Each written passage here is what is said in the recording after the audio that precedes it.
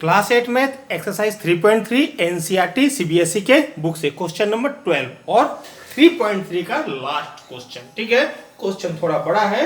ठीक है, इसको हम सॉल्व करते हैं। Find the measure of angle P and angle S. Angle P और एंगल एस को हमको फाइंड आउट करना है। ठीक है, find the measure of angle P and angle S. If S P is parallel to R Q, S P जो है R Q के पैरेलल है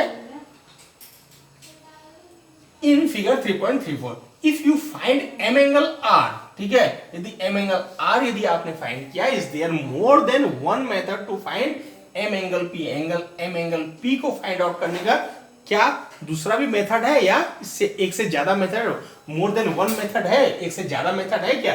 तो है, अपने पास मेथड तो बहुत सारे हैं। ठीक है, फिर ध्यान देने की जरूरत है, मेथड तो हमारे पास बहुत सारे हैं। ठीक है, तो सबसे पहले सिंपल मेथड से हम इसको सॉल्व करते हैं। यहां क्या है, हियर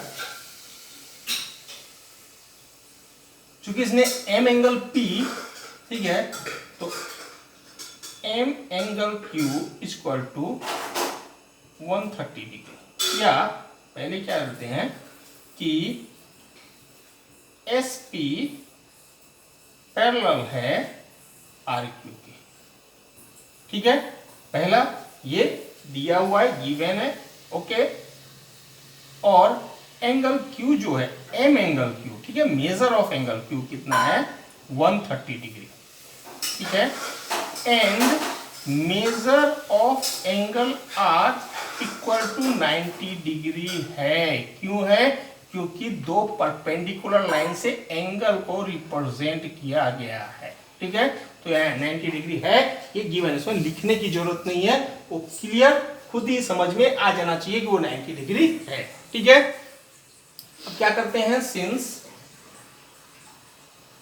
ठीक है, इसको कैसे फाइंड आउट करेंगे? पी और क्यू का वैल्यू हमको निकालना है, तो पी और इसका एस का वैल्यू निकालना है। इजीली ये पी का वैल्यू हमको इजीली निकल जाएगा, क्योंकि ये दोनों क्या है, पैरेलल लाइन है, ये पैरेलल लाइन है, ये ट्रांसवर्सल है, तो ये 180 होगा, तो 130 है, तो ये 50 डिग्री इजीली हमारा आ सकता है। ठीक है, और एंगल एस कैसे आ सकता है? तो सेम टू सेम वही प्रोसेस है। ये 90 डिग्री है, तो ये क्या होगा, ये 90 है तो ये 90 होगा, क्योंकि पैरेलल लाइन और ये ट्रांसवर्सल है, तो इंटरनल एंगल कितना होगा? 180 डिग्री होगा। 180 डिग्री होगा तो ये एंगल एस इजीली आ जाएगा। तो दोनों ही केस में सेम टू सेम है। ठीक है, since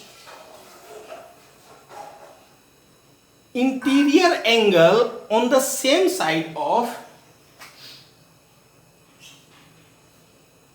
interior angle on the same side, interior angle on the same side of the transversal of the transversal, ठीक है, ऑफ द ट्रांसवर्सल क्या होता है? Are supplementary, are supplementary. ठीक है, सो क्या होगा? Angle of P, measurement of angle P plus measurement of angle Q is equal to 180 degree होगा ही होगा। ठीक है, so measurement of angle Q plus measurement of angle P equal to 180 degree.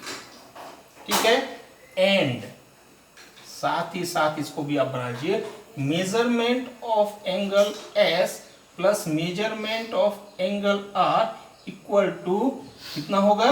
180 degree. ये भी होगा, दोनों के लिए सेम प्रॉपर्टी है, इसलिए साथ में ही मैंने इसको सॉल्व करता जा रहा हूं। ठीक है, इसको स्मॉल ब्रैकेट में लिख देते हैं कि क्या है, SP और RQ।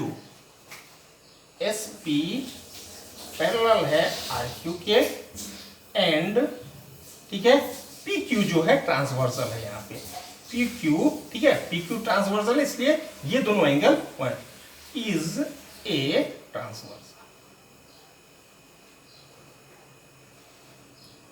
ठीक है, और यहां पे क्या है, यहां पे क्या है, इसके लिए क्या है, पैरेलल तो सेम है, ट्रांसवर्सल एस आर है। ठीक है, एस पी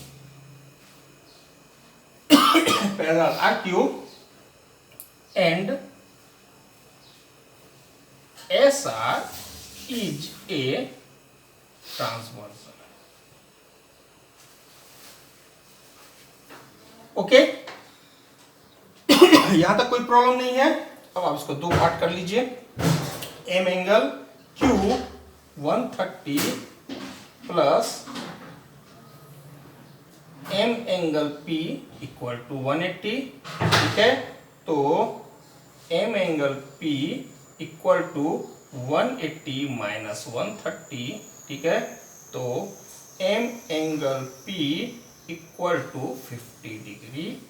पहला आंसर हमको मिल गया। ठीक है, और यहां पे क्या होगा, एम एंगल एस प्लस 90। ठीक है, M angle R 90 degree equal to 180। ठीक है, तो M angle S equal to 180 minus 90, तो M angle S equal to 90 degree. ठीक है, दोनों का दोनों एंगल आ गया। Find the measure of angle P and angle S। ठीक है, तो लास्ट में लिख देंगे 10 या 100, जैसा भी आप लिखना चाहे। 10 m angle P equal to 50 degree और m angle S equal to 90 degree. ठीक है, 50 डिग्री और 90 डिग्री आपका वैल्यू आ गया। ठीक है, पार्ट 1 कंप्लीट हो गया, या मेथड 1 जो है वो कंप्लीट हो गया। अब मेथड 2 से हमको करने का है, इसी को सॉल्व करने का है मेथड 2 से। तो इसको मैं मिटा देता हूं। ठीक है,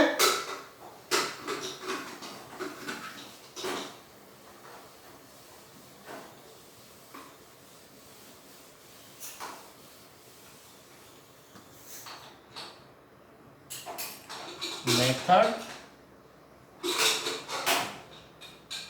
ठीक है, मेथड 2 क्या है, since interior angle on the same side of the transversal, since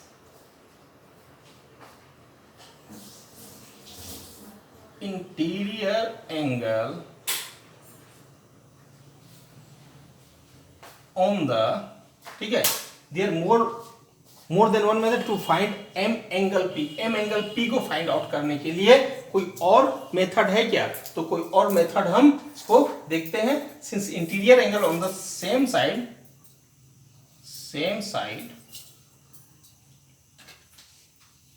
of the transversal,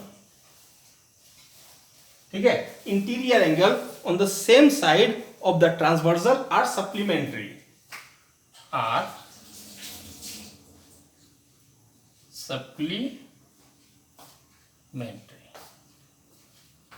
okay, supplementary होता है। तो वैल्यू क्या हो जाएगा, तो M angle R plus M angle S equal to 180। Same जैसा हमने पिछले में किया। इसमें क्या है, एस पी पैरेलल है आर क्यू के एंड एस आर जो है is a transversal. Okay, value क्या आ जाएगा, ये 90 है plus M angle S equal to 180। ठीक है, तो M angle S equal to 180 minus 90 equal to 90 degree आ गया। एम एंगल एस का वैल्यू आ गया। अब जो अनदर मेथड का हमको यूज करना है वो क्वाड्रिलेटरल के इंटीरियर एंगल का सम कर लेंगे और उस हिसाब से निकाल लेंगे। Since sum of the major,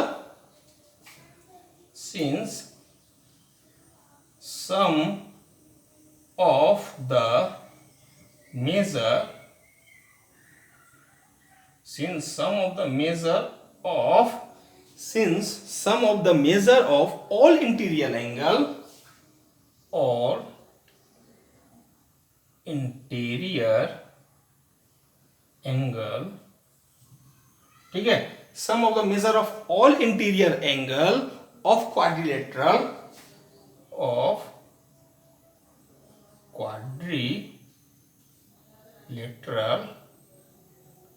equal to 360, ठीक है।